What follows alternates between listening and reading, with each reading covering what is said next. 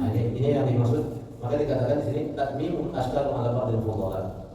Hidup itu berilah yang terbaik. Kasihlah biar orang senang.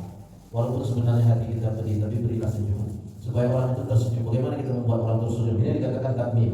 Jadi tatmimul ashkar, tatmim itu menyempurnakan akhlak kita itu melalui mata hati ini. Bagaimana kita bisa melihat orang tersenyum di depan kita? Walaupun sesungguhnya kita pun dalam keadaan yang sangat sulit. Nah, ini dikatakan Allah menjelaskan itu betul dalam satu sisi ketika ditanya kepada Rasulullah, ya Rasulullah, apakah kita masuk surga dengan amal kita? Kata Rasulullah, tidak. Lalu apakah kau juga ya Rasulullah? Kata Rasulullah, ya aku juga. Kecuali apa yang diberikan oleh Allah kepada dalam kalimatnya,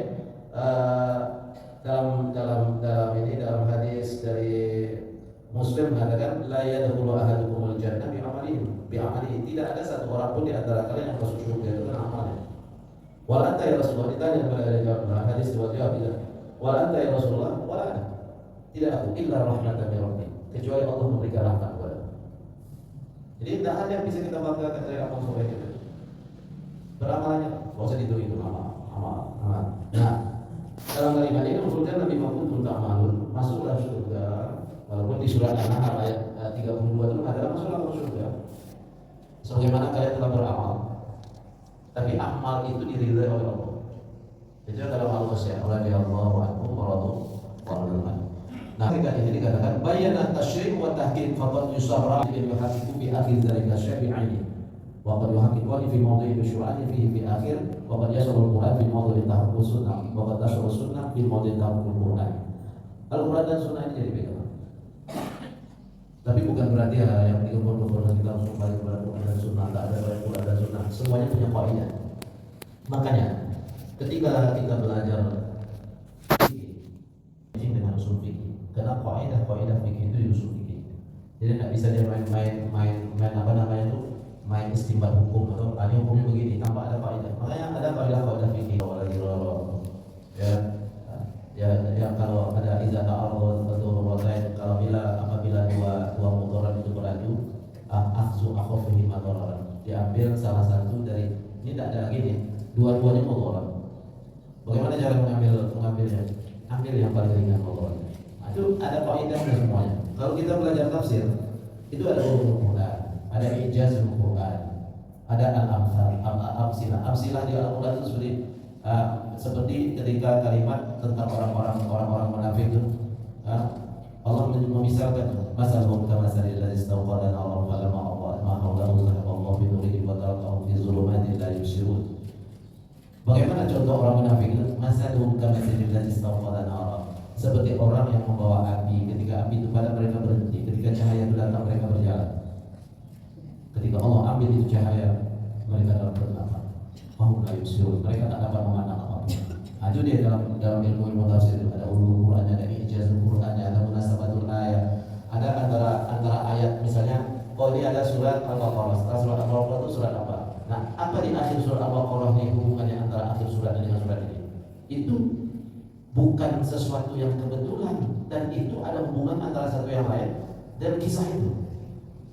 Nih, orang yang ini misalnya Allah menjelaskan dalam ayat tadi di Al-Baqarah itu, qulillahumma malikal mulki tu'til mulka mimman tasha' wa tu'izzu man tasha'. Bagaimana ketika seseorang itu diberikan kekuasaan, apa yang bisa menyelamatkannya? Petunjuk Allah. Tidak ada yang lain. Bagaimana dia bisa menjalankan itu? Petunjuk Allah. Ada yang menyelamatkan dari jalan itu sudah dicontohkan Allah. Bagaimana Namrud, bagaimana Fir'aun. Betul, mereka tahu, tapi ujung dari kekuasaan itu apa? Kebinasaan.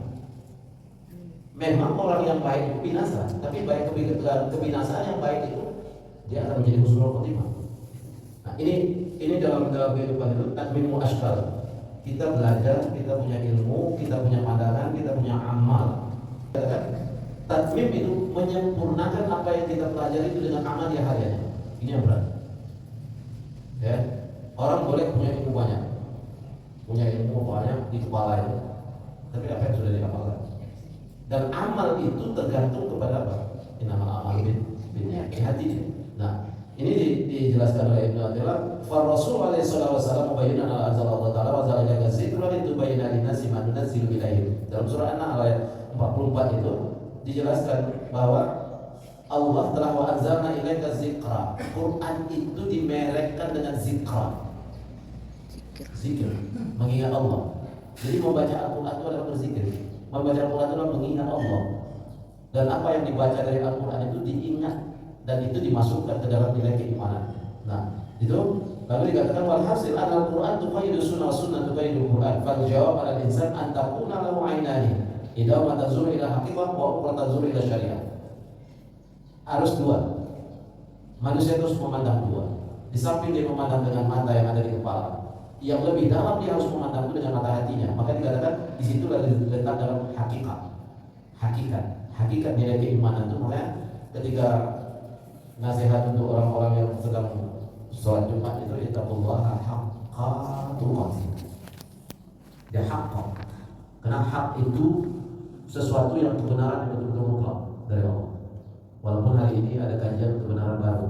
Kebenaran baru itu bagaimana untuk membenarkan kebenaran baru itu dengan framing dan banyaknya buzzer. Itu ketegangan sekarang. Tapi saya antara setuju dengan tidak juga. Kebenaran Allah itu mutlak. Dan di suatu saat dia akan datang. Kalau enggak, Al-Quran tidak akan mengatakan dia al-haq wa al batil. Cuma kajian-kajian sekarang kan kadang-kadang sama dengan begini, apa namanya? Memang begitu sekarang. Karena yang berkuasa lagi jauh dari Allah. Makanya framing dan buzzer itu akan menjadikan kebenaran dalam kehidupan. Banyaknya. Kenapa?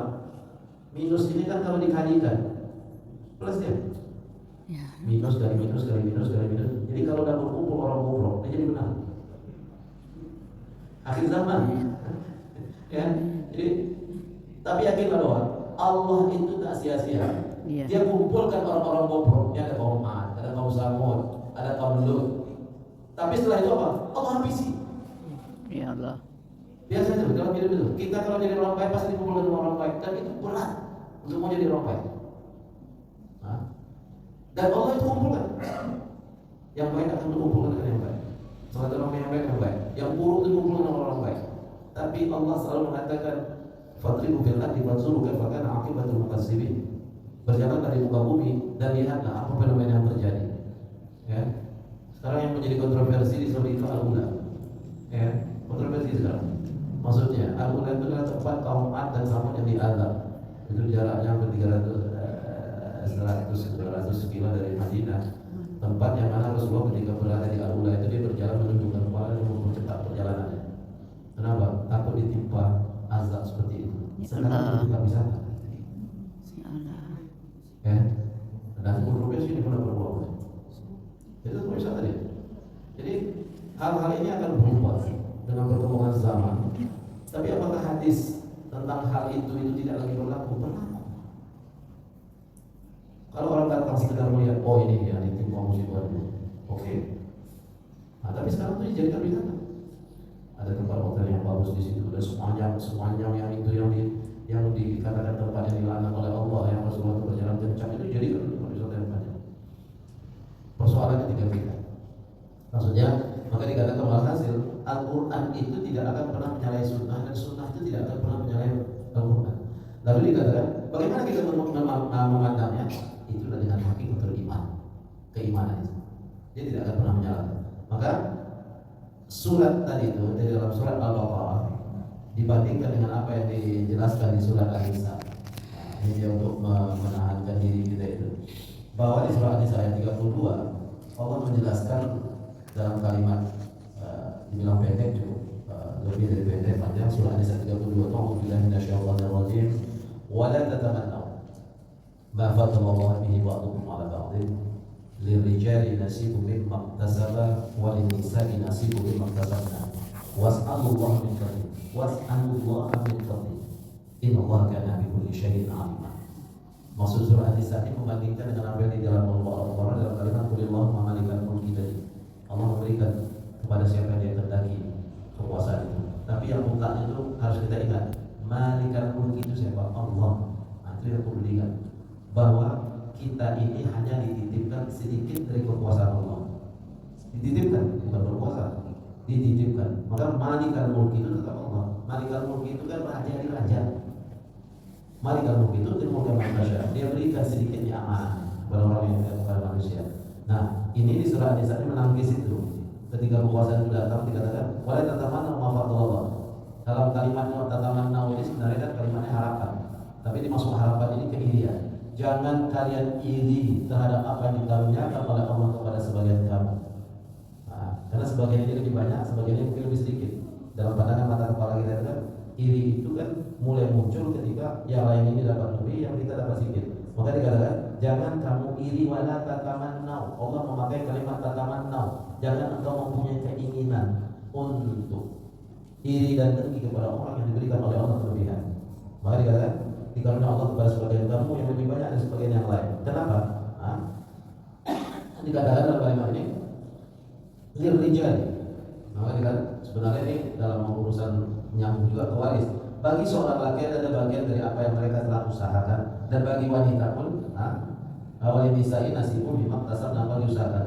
Lalu Allah katakan apa? Was'alullaha min fadli.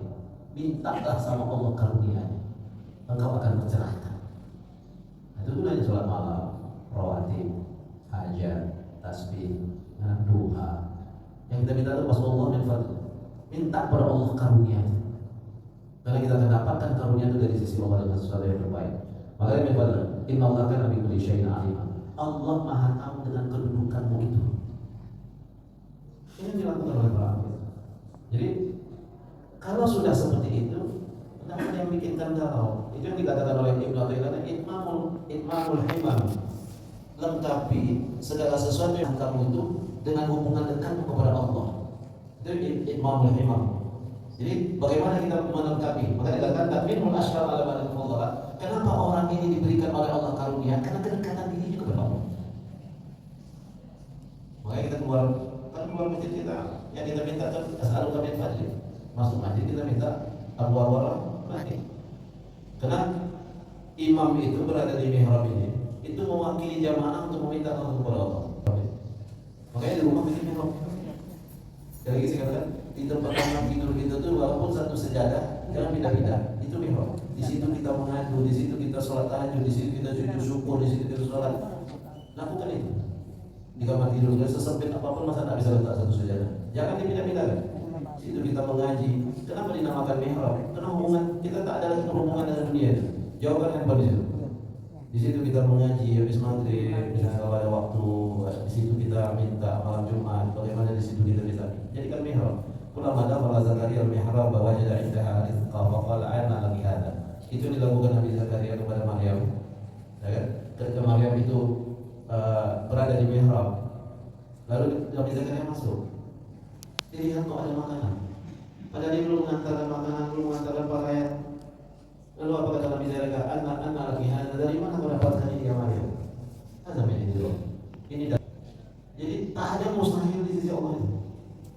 Jadi kalau kesedihan, kesulitan yang kita hadapi atau hutang piutang yang kita hadapi, melapor sama Allah itu mudah.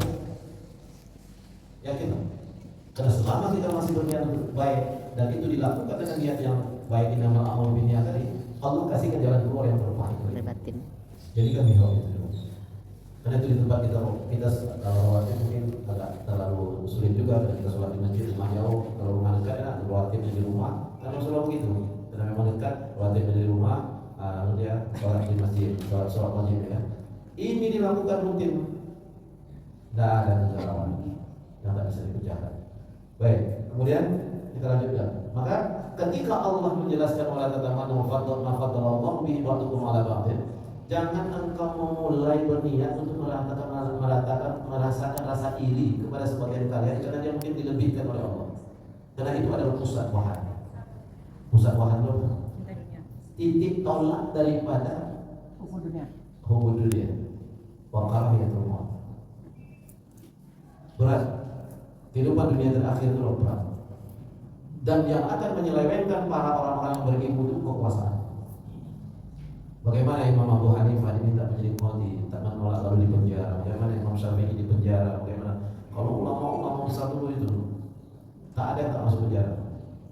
Bahkan mungkin di awal modern, di awal-awal kemerdekaan, bagaimana seorang Buya Hamka yang membantah kepada kekuasaan harus masuk penjara. Tapi Buya Hamka katakan bahwa alhamdulillah dengan segala hal yang diberikan oleh Allah, siap tafsir Al-Azhar. Kita belum lagi, macam kami ini belum apa-apa, kita datang di masjid disediakan minum enak, datang di masjid dijaga lontong, di makanan enak di Ustaz. Lalu beli Buya Hamka. Buya Hamka begitu diangkat jadi ketua MUI 1975, lalu ketika berselisih paham bagaimana Buya Hamka tidak mau menarik fatwanya tentang tidak boleh seorang muslim memfatwakan mengucapkan selamat Natal, dan mengucapkan selamat Natal itu adalah sesuatu yang bertentangan dengan akidah kita. Disuruh dia tarik, biar aku berhenti dari ketua MUI daripada aku menarik fatwa. Karena ini hubungannya dengan payah kita menjadi karismatik Allah. Kalimatnya satu-satu. Ya, basyiruhum bil ma'ruf. Bergaul dengan orang-orang di sekitar kamu dengan cara yang baik, walaupun sebenarnya hidupmu pedih. Kau sakit, kau dalam keadaan sulit, tapi tersenyumlah. Karena suatu saat kau sudah kepedihanmu itu, tangisanmu jangan dinampakkan sama saudara. Tetap kau bisa membantu. Jangan dulu. Karena suatu saat ketika kau pergi dengan tersenyum, mereka akan menangis dengan kepergianmu. Orang baik itu kalau pergi, nangis orang baik. Tapi cuma orang jahat. Orang jahatnya lama boleh ya. Itu dia cuma itu bagi orang bertakwa. Kalau kami itu sudah sakit, namun hidupnya. Hamad walaupun akhirnya harus masuk apa hidupnya. Nenek lampir. Dayang-dayangnya penuh dengan warisan. Bahkan di dalam surat Qasas Al-Anbiya ini dikatakan semua orang ketika itu bercita-cita ingin dekat dengan Qur'an. Karena kalau dekat dengan Qur'an jadi pengikut Qur'an itu dilempari dengan apa? Dengan emas. Ayah. Di saat Qur'an berkuasa itu, dia tidak mendampingi Fir'aun itu. Dia kan kekuasaan kan identik seperti itu. Ada kekuasaan, ada konglomerat yang memekapnya. Tambah satu lagi, tukang bisik yang membisikkan kekuasaan itu. Iya. Dan ini yang paling berat. Luhut. Tukang bisik. Karena bisikannya itu yang menjadikan dia wahan. Ubudul yakrahiyatul maut. Dia tidak tahu ini kawan dilawan, yang penting bisik aku dapat. Kawan mau habis itu terlalu. Dan ini kan terjadi. Itu orang menyembah semua, bagaimana? Orang-orang untuk bercerita, bagaimana kita bisa ikut jadi korun, bagaimana kita bisa ikut jadi pengikutnya korun, begitu semua. Begitu Allah ampuhkan, selesai jadi danau. Ya Allah. Apa kata orang-orang yang tadi bercita-cita tuh? Syukur kita nggak jadi pengikut korun. Itulah hidup. Jadi tidak usah risau, jalan, minta sama Allah. Fadlullah was'alu min fadlillah. Minta sama Allah karunia itu agar kita tuh hidup di istiqomah sama Allah walaupun sedikit. Dia kalimat itu istiqomah itu mudah nih tapi berat. Jadi bagaimana cara istiqomah? Nah masalah sholat saja. Sholat malam itu ya kalau istiqomah. Pantai kan 2 rakaat dulu dengan 1 witir. Mati kan 2 rakaat dengan 1 witir. Kalau witir itu langsung berbeda sekali. Jangan dulu. Berapa malam? Tapi biasanya pencapaian itu tetap 40 hari itu. Tidak tahu saya, tergantung masing-masing. Dah tenang nih 21 nih. Amat. Jangan dipaksa. Karena pemaksaan itu menghilangkan istiqomah itu. Jangan terus. Terasa enak nikmat. Ada rasa yang kita dapatkan, rasa itu di orang terikat dan rasa itu. Ada rasa yang kita dapatkan dengan sholat malam itu sehingga tercerahkan subuh. Tambah 2. Nikmat lagi tambah 2 sampai pada posisi 8 dan 3. Nikmat ini walaupun bertahun kita belum dapat, jangan itu terus. Baru tambah yang lain. Ada namanya nanti malah buat sholat tasbih. Dan itu memerlukan waktu, harus bangun jam 2. Ya, kalau sudah tasbih ikut di situ tentu jam 2. Bangun jam 2 itu kita buka dulu dengan sholat ringan. Sholat ringan itu khafif, tatawu'an saja dia. Terserah mau ringan, baca Quran sikit. Mulai tahajud 4, selesai tahajud 4 itu subhanallah wa bihamdihi subhanallahu azim astagfirullah. Kita kan kalau hanya memakai 3 kali istighfar subuh, kemudian zuhur 3, kemudian asar 3 9, maghrib 10 berarti 19, ya kan? Subuh isya 3 berarti 22, tambah subuh 10 baru 32. Rasulullah itu 70 kali. Maka kalimat subhanallah wa bihamdihi subhanallah azim subhanallah wa bihamdihi astagfirullah itu diperbanyak ketika selesai sholat rawatib. Ya. Kalau guru saya bilang amalkan itu antara 4 rakaatnya tarawih itu 50. Kita harus melebihi Rasul. Karena kalau dihitung dosa kita Banyak. Rasulullah yang maksum itu 70 kali itu tak pulang. Kita ambil di situ. Kan ada kalimat astagfirullah, subhanallahazim, subhanallah wa bihamdihi, astagfirullah 50. Yang paling hebatnya lagi setiap selesai azan menjelang iqamah 100. Perbanyak. Di samping kita juga ada nanti sholat sunat ya. Kemudian kedua itu. Sholat baca itu tak sampai 50, tak sampai target 100 pun tak ada masalah berapa saja. Yang penting kita harus melebihi Rasul dalam istighfar. Itu lakukan. Istiqomah kan itu dalam apapun yang menjadi kesulitan hidup kita, yakinlah Allah berikan suatu penerangan. Kita sudah banyak cerita. Kalau masalah harta benda ini mudah. Karena rezeki itu kan 3 saja. Yang kita pakai, yang kita makan, yang kita pakai, yang kita sedekah, yang kita pegang dulu.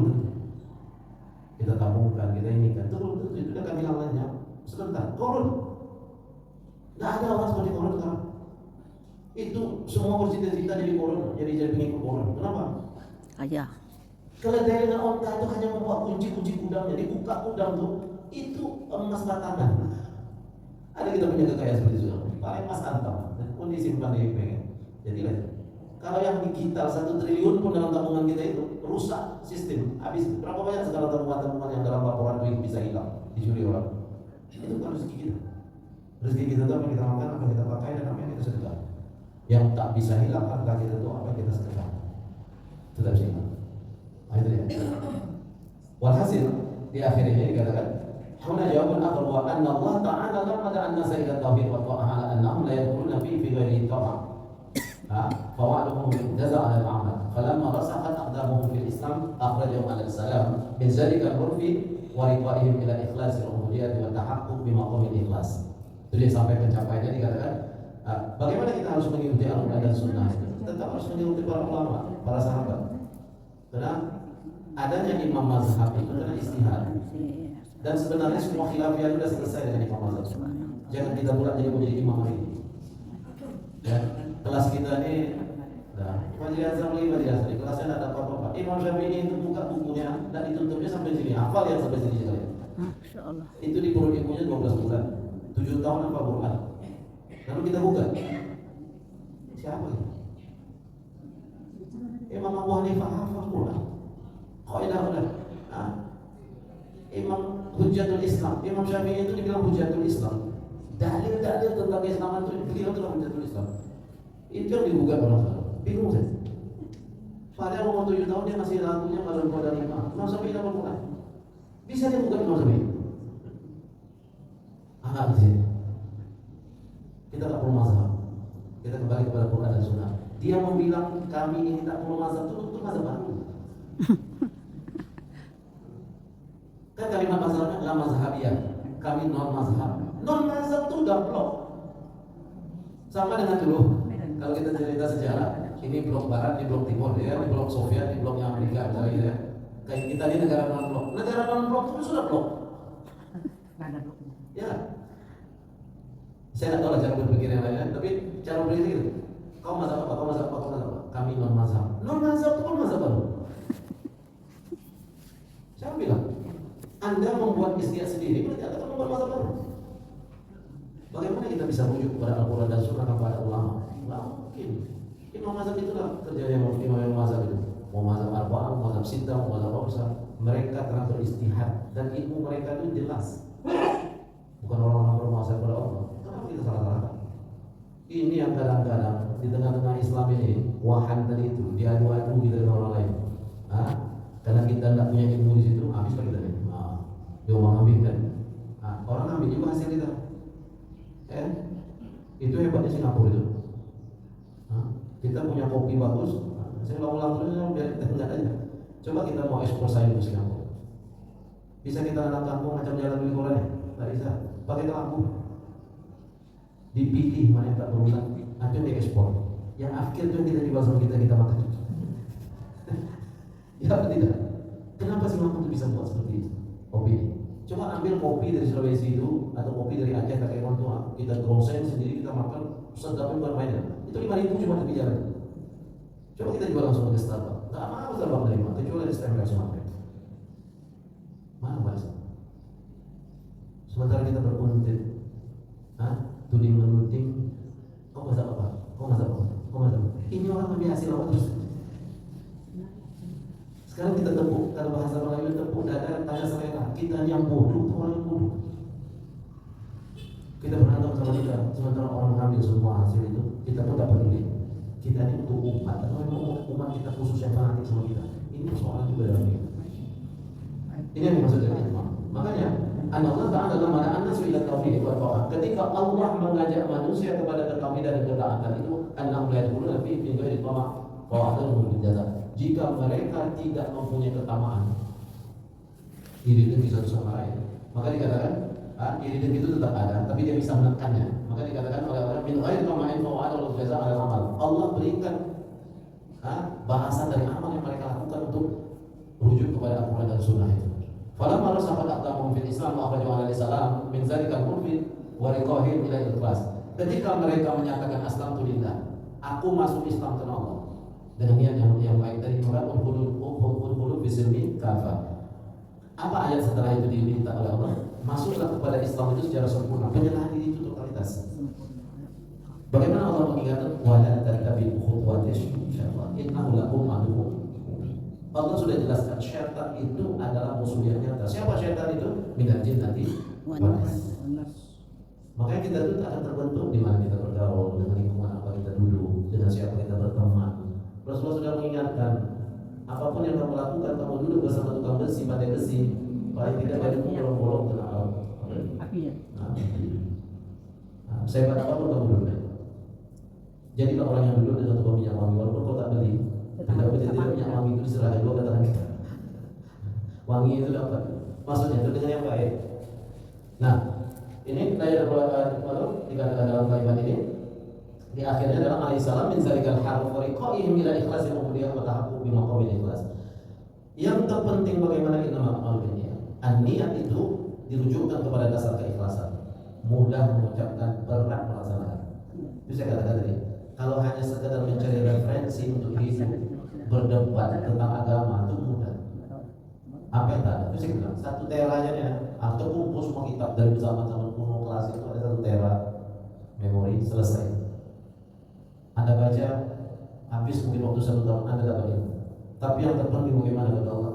Al-amal bil ikhlas. Bagaimana Anda menerapkan ilmu yang Anda dapat itu dengan beramal dan keikhlasan kepada Allah. Ini yang berat.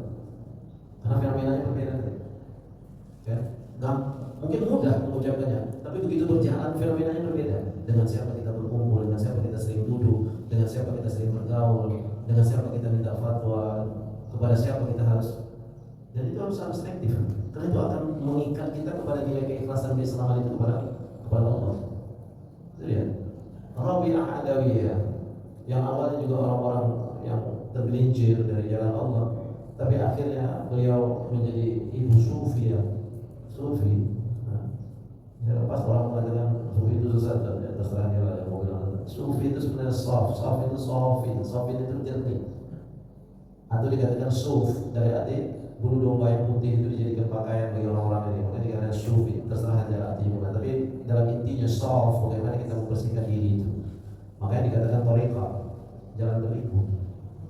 Banyak keberatan di sini, banyak fenomenanya, godaannya di sini. Nah itu yang diambil oleh Rabi'ah Adawiyah. Maka ketika gurunya melamar dia, apa dia bilang? Rabi'ah, engkau dilamar oleh ini. Apa kata Rabi'ah? Hatiku tuh penuh kecintaan kepada Allah. Tak ada ruang cinta sama manusia. Itu keluar dari mulut orang yang bukan sembarangan. Maksudnya dengan ibadah yang berat. Sampai ketika ditanya apakah kau benci dengan iblis, setan, dia katakan ruang hatiku itu penuh dengan kecintaan kepada Allah, sehingga tak ada lagi ruang kebencian itu. Bukan tak benci, penuh kepada Allah. Tak ada ruang itu lagi untuk mencintai manusia. Kita tahu Imam Nawawi itu saking cintai dengan ilmu, mengabdi kepada Allah. Lupa kami umur 42 itu wafat. Tapi ingat, apa yang ditulis Imam Nawawi itu dari mulai dia lahir sampai dia wafat itu 42 tahun itu kalau diukur, anggaplah dia bayi itu tidak bisa nulis. Itu kalau diukur dengan umur yang 42 atau 44 ya, Itu satu hari dia mengharam 4 lembar. 4 lembar. Imam Nawawi itu saja kelasnya yang mensyarah Sahih Muslim. Nah, dengan 42 tahun itu, kalau diukur umur mulai lahir sampai dia wafat itu, satu hari buku yang dia karang itu 4 lembar. Ya Allah. Apa yang kau karang? Sanggup pula begitu. Ya, Fajri Hasan membaca buku Ibnu Athaillah, bukan buku Fajri Hasan. Hebat pun kita sekarang bikin skripsi, rujukannya mana? Paling di bawah ada IB. Rujukannya kita orang-orang terdahulu kan, kita Al-Ghazali, kita Al-Zabidi, kita ini. Maka sebenarnya dai-dai sekarang ini An-Naqilul Aqwal. An-Naqilul Aqwal itu yang memindahkan perkataan-perkataan karangan-karangan orang terdahulu lalu disampaikan atas pemahaman dirinya. Boleh jadi pemahaman itu juga salah. Jadi tidak bisa berhenti gitu. Kan dia Naqilul Aqwal semuanya, pemindahan saja. Qala Syekh Utsaimin, qala saya ini, saya qala Albani, qala ini. Belum lagi yang dikatakan ar-rasikun bil ilmi. Belum lagi, mana? Fatwa ada mana? Tidak ada. Lalu apa yang mau dibanggakan? Makanya harus tawadhu. Makanya Fudail bin Iyad mengatakan apa itu rendah hati? Rendah hati itu kau keluar dari rumah, lalu kau memandang kepada seorang saudara mukmin, lalu kau pandang kepadanya terdapat sesuatu kelebihan yang tak ada pada diri. Itu tawadhu. Tidak pernah bisa meremehkan orang. Pandang orang itu bahwa pada dirinya seorang mukmin saudara kita itu ada suatu kelebihan yang ada pada diri kita. Itu subhanallah. Itu bukan beda. Makanya mereka ini orang-orang yang punya kelebihan diberikan oleh Allah. Ilmu itu bisa dari melalui otak, juga bisa melalui terwafak. Allah langsung yang memberikan ilmu lebih mafisudur. Kenapa? Kedekatan kepada Allah. Makanya digelar Kalimullah, Habibullah, Maulana Muhammad, ya. Dikatakan Khalilullah. Semuanya punya gelar mereka. Nah, kalau para sahabat itu kita menyebutkan Abu Bakar As-Siddiq radhiyallahu anhu, Umar bin Khattab radhiyallahu anhu, Utsman bin Affan radhiyallahu anhu, ketika Ali bin Abi Thalib bukan radhiyallahu anhu, karamallahu wajhahu. Karena satu-satunya sahabat yang masuk masuk Islam yang tak pernah meletakkan wajahnya di berhala, maka kalimat belakangnya digelar karamallahu wajhahu. Allah memuliakan wajahnya. Itu gimana? Apakah kita tahu atau tidak? Ya, itu tergantung kita belajar. Dan ini dakwah seperti ini hanya sebagian kecil dari syiar. Yang terpenting bagaimana kita dalam pelaksanaan. Akhirnya adalah dikatakan innal muluka idza dakhalu qaryatan afsaduh. Ini kalimat yang disampaikan oleh Ratu Balqis. Ulama kana al-intifal intiqal min amal az-zahir ila amal al-batin la budda yazhar asalu al jawari. Bagaimana kita memindahkan antara intiqal amal zahir, fikih itu amal zahir. Bagaimana kita bisa memindahi amal batin kepada amal yang sebut dengan batin, namun tak azal adalah asal. Bagaimana tanda orang itu berpengaruh dalam ibadahnya? Ketika dia belajar fikih tentang sholat, lalu dia laksanakan sholat secara batin kepada Allah, kedekatan mesti mempunyai bekas dari sholat. Makanya Allah menjelaskan apa? Inna sholat tanha 'anil fahsya'i wal munkar. Kalau ada orang sholat masih berbuat fahsya dan munkar, berarti sholat itu belum membekas pada diri. Itu saja, tak payah. Maka dikatakan apa yang dikatakan oleh Imam Athaillah ini ketika dia inal muluka idza adkhalu qaryatan afsaduha. Ketika Ratu Balqis meminta pendapat pada para penasihat Islam bagaimana Sulaiman mengirim surat, kita harus datang ke sana dan tunduk dengan kerajaannya. Ada yang lain katakan kita ini orang yang berkuasa, kenapa kita datang ke sana? Tapi Ratu Balqis diberikan hidayah sama Allah. Sesungguhnya kalau kita berkeras, lalu Sulaiman masuk ke sini, menang pun kita, paling tidak telah merusakkan daerah kita. Itu juga. Dan ini di surah An-Naml ayat 30 dikatakan, innal muluka idza dakhalu qaryatan, apabila masuk ke dalam negeri kita dalam untuk berperang, paling tidak rusak negeri kita, maka harus datang bagi kita. Disitulah Nabi Sulaiman meminta kepada apa?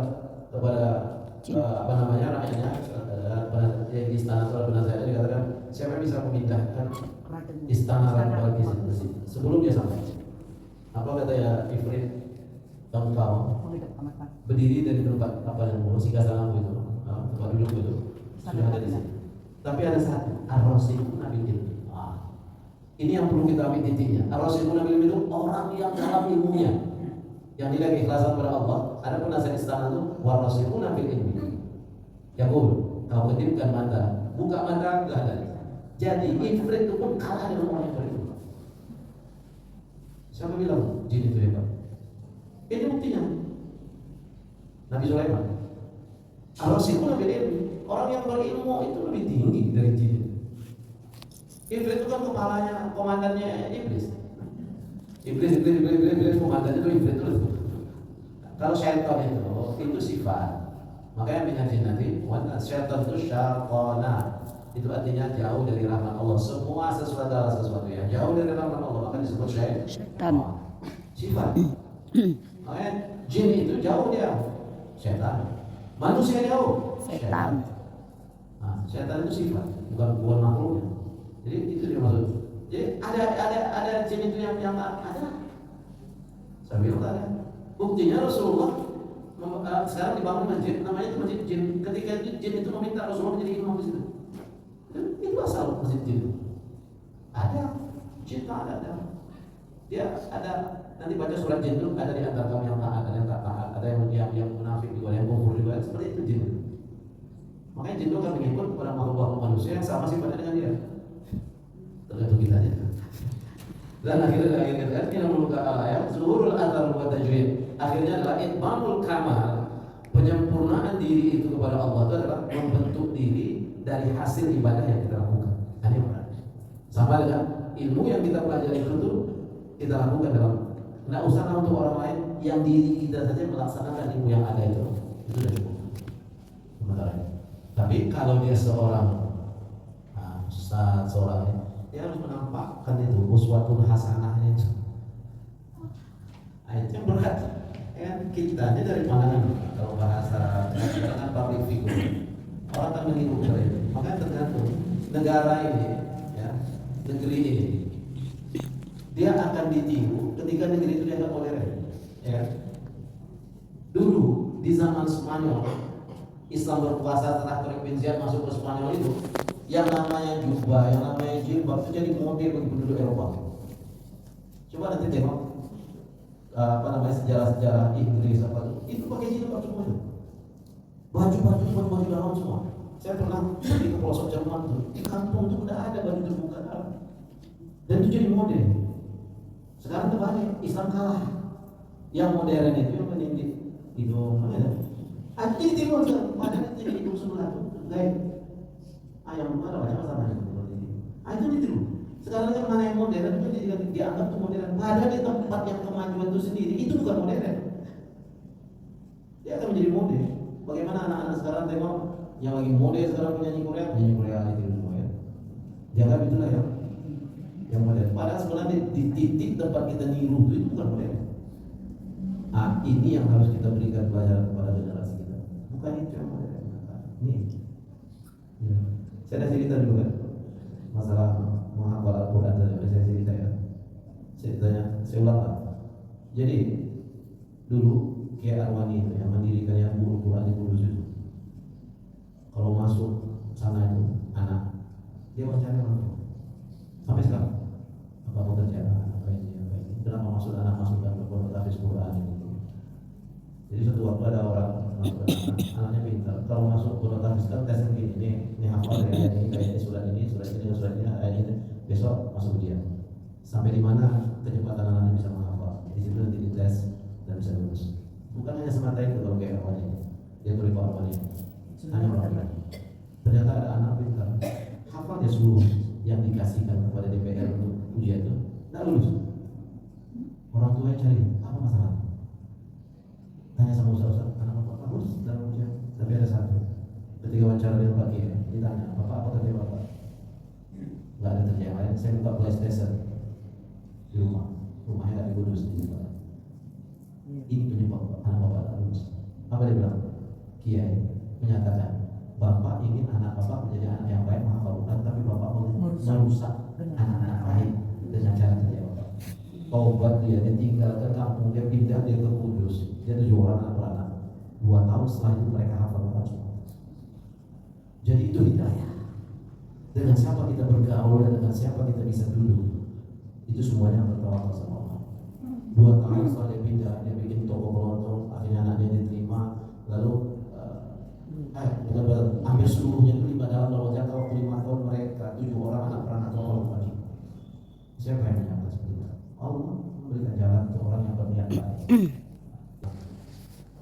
Tak tahu di mana pintu kamar, mana pintu pagar, tak tahu di mana juga. Kita tutup dengan doa kita majelis. Mudah-mudahan kita berada pada posisi yang diri dari Allah Subhanahu wa taala. Amin. Amin. Subhanallah wa bihamdihi. Asyhadu an la ilaha illa anta astaghfiruka wa atubu ilaik. Amin. Amin.